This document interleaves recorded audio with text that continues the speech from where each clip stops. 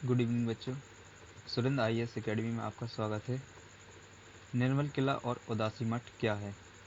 निर्मल किला निर्मल तेलंगाना राज्य के आदिलाबाद जिले का एक प्रमुख नगर है।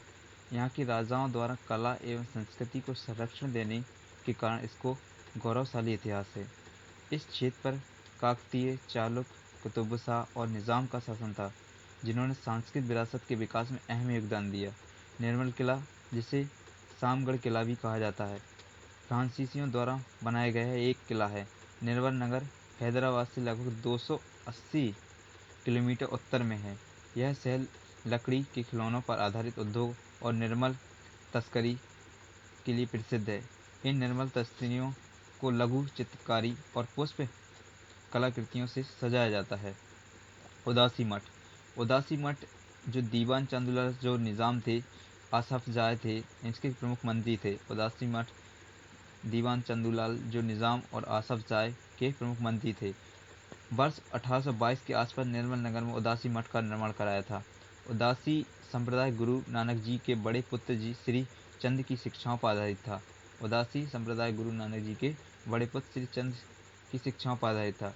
श्री चंद के अनुयायियों ने गुरु नानक जी द्वारा किए गए सभी स्थानों पर मठ की स्थापना कराई। उदासी मठ का निर्माण गुरु नानक जी के दूसरे उदासी आगमन के दौरान 1511 ईस्वी से 1513 ईस्वी के मध्य कराया गया।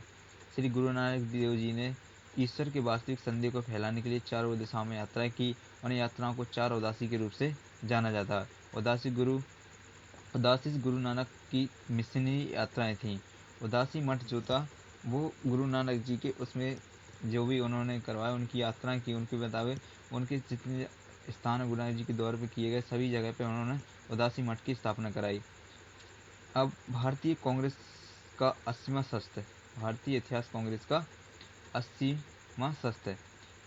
भारतीय इतिहास कांग्रेस 28 से 30 दिसंबर 2019 तक कन्नौज, केरल में आयोजित किया गया था। इस सत्र में राजनीतिक प्रशासनिक अधिकारियों से सभी सांस्कृतिकों को बढ़ावा देने के संवैधानिक कर्तव्य को निभाने का आह्वान किया गया था, जो भारत की क्षेत्रीय एकता को बढ़ावा देने के लिए महत्वपूर्ण है। इस भारतीय इतिहास कांग्रेस में जितने भी राजनीतिक और प्रशासनिक अधिकारी हैं, सभी से कहा गया था कि सांस्कृतिक कार्यक्रमों में बढ़ावा देवे उनके संवैधानिक कर्तव्यों को निभाने का आह्वान करें और सभी क्षेत्रों में इसको एकता को बढ़ावा देने के लिए महत्वपूर्ण कदम उठाएं। भारतीय इतिहास कांग्रेस जो है, भारतीय इतिहास संशोधन मंडल द्वारा वर्ष 1935 में रजत जयंती के अवसर पर एक अखिल भारतीय कांग्रेस का आयोजन किया गया था। भारतीय इतिहास कांग्रेस का आयोजन किया गया था 1935 में रजत जयंती के अवसर पर। भारतीय इतिहास कांग्रेस की भूमिका थी इतिहास पर होने वाले शोध कार्यों के मानकों को विनियमित करना और निष्पक्ष एवं मौलिक इतिहास को बढ़ावा देना। पूर्वाग्रह और राजनीति से रहित निष्पक्ष एवं वैज्ञानिक इतिहास को बढ़ावा देना। भारतीय इतिहास कांग्रेस ने सरकार के शोधकर्ताओं को अभिलेखागार तक पहुंचने की अनुमति देने के लिए वर्ष 1906 में याचिका दायर की थी। भारतीय इतिहास कांग्रेस जो थी, उन्होंने अपनी जो सरकार के शोधकर्ताओं को अभिलेखा तक पहुंचने के लिए क्या किया था, वर्ष 1946 में एक याचिका दायर की थी। वर्ष 1948 में भारतीय कांग्रेस देश भर के विश्वविद्यालयों कांग्रेस के पढ़ने इतिहास के योगदान को बढ़ावा दे रही है। जो भारतीय इतिहास कांग्रेस जो विश्व भर में कॉलेज और विद्यालय चलते हैं, उनमें बहुत अहम का भूमिका निभाती है। 1948 से अभी तक payment council of India payment council of India payment council of India यानी कि का गठन डिजिटल भुगतान उद्योग की जरूरतों को पूरा करने के लिए किया गया।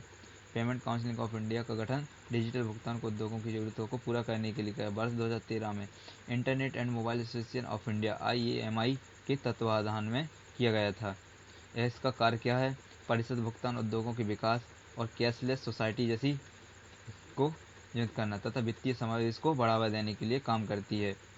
जो पेमेंट काउंसिल ऑफ इंडिया है, क्या करती है कि जो परिषद भुगतान उद्योग के विकास और कैशलेस सोसाइटी और वित्तीय समावेश को बढ़ावा देने के लिए काम करती है, जिन्हें भारतीय रिजर्व बैंक RBI और भारत सरकार द्वारा साझा किया गया है। पेमेंट काउंसिल ऑफ इंडिया को किसके द्वारा बनाया गया? भारत RBI और भारत सरकार द्वारा साझा किया गया। परिषद नियामकों यानी कि जो परिषद नियामकों यानी भारतीय रिजर्व बैंक RBI जो है, वो क्या करती है? वित्त मंत्रालय और भारत को कैशलेस सोसाइटी बनाने के वाले विभागों को निकाय संस्था के साथ मिलकर काम करती है। जो आरबीआई है वो किसके साथ कार्य करती है? वित्त मंत्रालय और भारत को कैशलेस सोसाइटी बनाने वाले विभागों के निकाय संस्थाओं के साथ मिलकर क्या करती है? काम करती है। Internet and mobile association of India internet and mobile association of India. इसकी स्थापना वर्ष 2004 में प्रमुख ऑनलाइन प्रकाशनों द्वारा की गई थी। IAMI सोसाइटी अधिनियम 1896 के तहत यह पंजीकृत है। IAMI सोसाइटी अधिनियम 1896 के तहत क्या है? पंजीकृत है। एक गैर लाभकारी उद्योग निकाय है। यह कौन सा एक गैर लाभकारी उद्योग? इसका कार्य है ऑनलाइन और मोबाइल आधारित मूल्य वर्धित सेवाओं को बढ़ावा देना। इसका कार्य ऑनलाइन और मोबाइल आधारित मूल्य वर्धित सेवाओं को बढ़ावा देना। यह निकाय ऑनलाइन और मोबाइल मूल्य वर्धित सेवा उद्योग का प्रतिनिधित्व करने वाला एकमात्र पेशेवर औद्योगिक निकाय है। तिब्बती गेजल। तिब्बती गेजल जो तिब्बती गेजल है, यह कहाँ पे? तिब्बती गेजल लद्दाख के पूर्वी में पाया जाता है अधिकतर। इसे गोवा प्रकोपा पिकाउटाटा के नाम से भी जाना जाता है। इसे गोवा पेको पिकटी काउटा डाटा के नाम से भी जाना जाता है। तिब्बती गेजल एंटीलोपिना उपपरिवार का सदस्य है। तिब्बती गेजल कहाँ का सदस्य है? एंटीलोपिना उपपरिवार का सदस्य है। यह मृग की एक प्रजाति है। यह एक मृग की प्रजाति है जो तिब्बत के पठारी क्षेत्र में समतुल्य जो तिब्बत के पठारी क्षेत्र में समुद्र तल से 4000 से 5500 मीटर की ऊंचाई पर निवास करती है। इसकी एक छोटी आबादी दक्षिण और दक्षिण पूर्वी लद्दाख में भारतीय चांगथांग एवं उत्तरी सिक्किम के गुणोत्सव लेहमा पठार में पाई जाती है। इसे IUCN की लाल सूची में क्या किया गया है? निकट संकट श्रेणी में रखा गया है। मकरविल्लु महोत्सव। जो मकरविल्लु महोत्सव है, ये एक केरल में सबरीमाला मंदिर के यहाँ पे मनाया जाता है। मकरविल्लु महोत्सव केरल के सबरीमाला मंदिर में मकर संक्रांति पर आयोजित किया जाने वाला क्या है? एक वार्षिक उत्सव है। मकरविल्लु केरल सबरीमाला मंदिर में मकर संक्रांति पर आयोजित किए जाने वाला एक क्या है? वार्षिक उत्सव है। इस उत्सव के दौरान प्रकाश, जिसे स्थानीय भाषा में क्या कहा जाता है?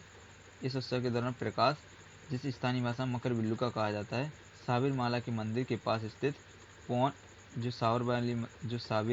सबरीमाला मंदिर है, जो सबरीमाला मंदिर स्थित है केरल में, उसके पास में एक पौनम मिलिंडू मेड्डू नामक पठार पर जलाया जाता है। प्रकाश, जिसे ब्रह्मांडीय उत्पत्ति का कारक माना जाता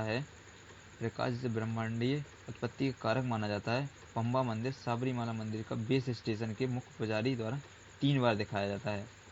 पनबा मंदिर सबरीमाला मंदिर का बेस स्टेशन के पुजारी जो है उसके द्वारा के बाद 3 बार दिखाया जाता है। यह अनुष्ठान आकाश में व्याधा तारा दिखाई देने के बाद किया जाता है।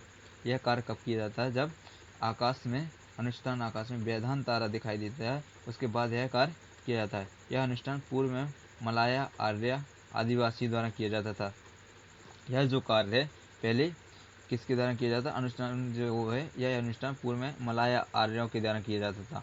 जो मलाया आदिवासी थे उनके द्वारा एक कार्य किया जाता, लेकिन किंतु 1950 के दशक में जब यह श्रवणकोर देवास्वम बोर्ड ने वो कर लिया, जो श्रावणकोर देवास्वम बोर्ड है उसने मंदिर प्रशासन संभाला, तब से आदिवासी समुदाय ने अधिकार खो दिया। गौरव तलय है कि मकर ज्योति का एक तारा है।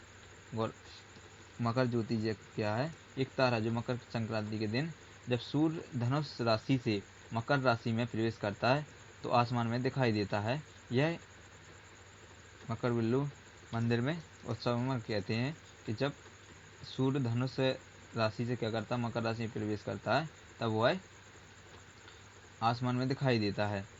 यहाँ के केरल के यहाँ के लोगों का कहना है कि जब मकर धनुष राशि जो है, सूर्य धनुष राशि से मकर राशि में प्रवेश करता है तो वह दिखाई देता है। सभी दोस्तों से अनुरोध है कि वीडियो को ज़्यादा से ज़्यादा शेयर करें ताकि अपने भाइयों के पास यह न्यूज़ पहुंच सके, करंट अफेयर वाली, और ज़्यादा से ज़्यादा लोग पढ़ सकें और आने वाले एग्ज़ामों के लिए बहुत ही महत्वपूर्ण रहती हैं। तो मेरा यही उद्देश्य है कि मैं सभी जगहों के पास छोटी छोटी न्यूज़ें पहुंचाता रहूं ताकि कोई भी उनके भविष्य के लिए काम आ सके। हो सकता है कि कोई सा भी एक छोटा सा प्रश्न आपका समय बदल सकता है, क्योंकि एक नंबर आपकी कट ऑफ के लिए भारी होते हैं।